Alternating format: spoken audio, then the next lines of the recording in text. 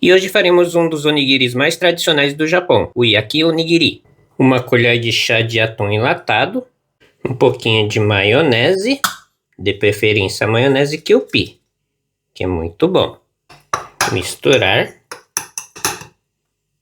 Um pedaço de plástico filme, hoje faremos manualmente, sem a forminha. Arroz. Colocar bem no centro.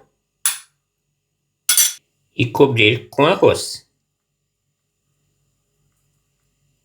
Agora é só fazer o nosso bolinho e dar o formato.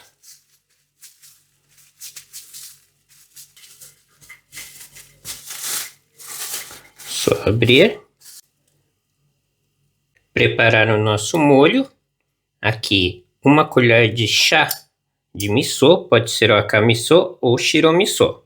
Uma colher de chá de mirim, uma colher de chá de sake, meia colher de chá de açúcar e vamos misturar bem até ficar tudo bem homogêneo. Não tem problema se ficar um pouquinho de gruminho, tá? Não vai ter problema nenhum. Aqui.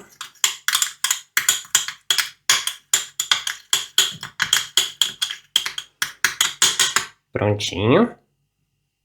Colocar um pouquinho aqui do nosso molhinho. E passar aqui com um pincel.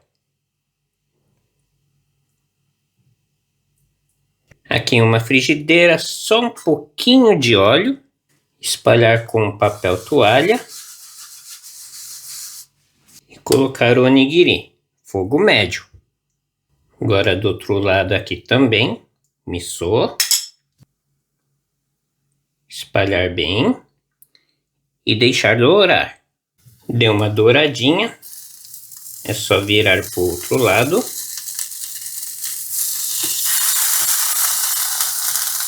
Uma das receitas mais consumidas no Japão.